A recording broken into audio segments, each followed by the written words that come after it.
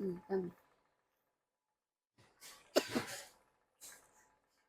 Friend, எல்லாரும் எப்படி இருக்கீங்க? இன்னைக்கு என்னன்னு பார்த்தீங்கன்னா, நம்ம இன்னைக்கு பூண்டு தொக்கு செய்ய போகிறோம். பூண்டு தொக்கு இது 1 கிலோ பூண்டு, 1 கிலோ பூண்டு தொக்கு செய்ய போகிறோம். ஓகே, இப்போ நம்ம வீடியோக்கு போவோம். பாருங்க, கொஞ்சோண்டு கடுகு, அதாவது 1 ஸ்பூன், இந்த ஸ்பூன் நிறைய கடுகு எடுத்துருக்குறேன். அதுக்கப்புறம் ஒரு சின்ன பால் கருவேப்பிலை, அதுக்கப்புறம் பார்த்தீங்கன்னா இந்த மாதிரி இன்னொரு பால், சின்ன பாலோட 2வது பால் பாருங்க, சைஸ் பாருங்க, உங்களுக்கு காமிக்கிறேன். இதில் இஞ்சி சின்னதாக நறுக்கிக்குங்க.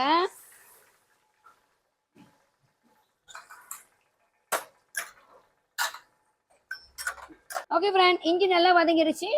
நம்ம இந்த 1 கிலோ பூண்டை வந்து பார்த்தீங்கன்னா எப்படி வெட்டியிருக்கோம் பார்த்தீங்கன்னா, நீட்டாக அதை போட்டுருங்க. 1 கிலோ பூண்டு போட்டு நல்லா வதக்குங்க. ஓகே ஃப்ரெண்ட், இது என்னன்னு பார்த்தீங்கன்னா, இந்த கரண்டியில் 3 கரண்டி வெந்தயம், 2 கரண்டி கடுகு, அது 5 கரண்டியை போட்டு ஒன்றா வறுத்துட்டு, கருப்பாக்காதீங்க, லைட்டாக வறுத்துக்குங்க, எண்ணெய் ஊற்றக்கூடாது. வறுத்து நல்லா அரைச்சிட்டேன். ஓகே ஃப்ரெண்ட், பூண்டு நல்லா வதங்கிடுச்சு. இந்த பாருங்க, எப்போதும் ஒரு கரண்டி காமிப்பேன், வெஜ்ஜு கரண்டி சின்னது. இதில் 1.5 கரண்டி பட்டை மிளகாய் தூள், பாபாஸ் பட்டை மிளகாய் தூள். இந்த கரண்டி ஸ்பூனில் 1 கரண்டி மஞ்சத்தூள். ஓகே, இதில் 1 கரண்டி. ஓகே ஃப்ரெண்ட், இது பார்த்தீங்கன்னா பெருங்காயம் தூள், இந்த கரண்டியில் 1 கரண்டி போட்டுக்குங்க. அதுக்கப்புறம் பார்த்தீங்கன்னா ஊசி மிளகா, பார்த்தீங்களா, ஒரு சின்ன பாலில் எத்தனை மிளகா இருக்குன்னா ஒரு 10 மிளகா இருக்கும். 10 மிளகா வெட்டியிருக்கேன், ஊசி மிளகா. ஓகே ஃப்ரெண்ட், இந்த கிளாஸ் இருக்குங்களா, இது சேர்த்து அரை கிளாஸ் பெருசு, அரை கப் தண்ணி ஊற்றிக்கிங்க. உப்பு போடணும். உப்பு பார்த்தீங்கன்னா இந்த ஸ்பூனில் 1 ஸ்பூன் உப்பு போதும். அதுக்கப்புறம் மற்ற நான் சொன்னேன்ல, 3 கரண்டி வெந்தயம், 2 கரண்டி கடுகு நல்லா வறுத்துட்டேன், எண்ணெய் ஊற்றக்கூடாது. வறுத்துட்டு இந்த கரண்டியில் நல்லா வறுத்துட்டு இதில் போடுங்க. போட்டு நல்லா கிளறிட்டு கொஞ்ச நேரம் நல்லா கிண்டிட்டு கொஞ்ச நேரம் விடுங்க. ஸோ அது எப்படி வரும் அப்படின்னு நான் காமிக்கிறேன்.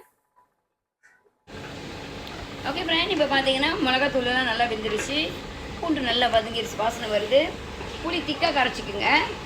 புளி திக்காக கரைச்சி இந்த மாதிரி ஒரு கை, அதாவது ஒரு கை உங்கள் அளவு தெரியலன்னா இந்த கரண்டியில் 1 கரண்டி புளி எடுத்து நல்லா திக்காக கரைச்சிக்குங்க. ஓகே ஃப்ரெண்ட், புளி வந்து திக்காக கரைச்சிக்குங்க. இந்த மாதிரி சின்ன போல் நிறையா ஊற்றிடுங்க. ஊற்றி நல்லா கொதி கொடுங்க.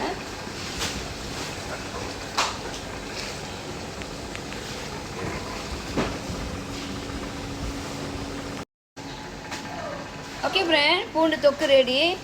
ஓகே, இதில் பார்த்தீங்கன்னா நான் புளி உங்களுக்கு ஒரு அளவு கொடுத்துருக்கேன், ஓகேவா? நாங்கள் வந்து புளி குறவா சாப்பிடுவோம். நம்ம வீட்டுக்கு செஞ்சுருக்கேன் தொக்கு. இது நான் வந்து 2-3 வாரம் வச்சு சாப்பிட்டுக்குவோம், எப்போதுமே செய்வோம். ஐஸ் வச்சு சாப்பிட்டுக்கலாம், வெளியே கூட வைக்கலாம், கெட்டு போகாது. இது வந்து கொஞ்சம் எண்ணெய் இருக்கணும், அப்போ தான் போத்தலில் போட்டு வச்சுட்டு ஊறுக்காய் மாதிரி நீங்கள் எடுக்கிறப்ப அப்படி கரண்டி உள்ளே வச்சு எடுத்திங்கன்னா அந்த எண்ணெயோடு இது வந்தால் தான் அது ருசி. ஸோ இது வந்து நல்லது உடம்புக்கு. பூண்டு வாயுக்கெல்லாம் ரொம்ப நல்லது. இது பூண்டு தொக்கு. ஓகே ஃப்ரெண்ட், பூண்டு தொக்கு ரெடி. ரெஸ்டாரண்ட் ராஜேஷ்.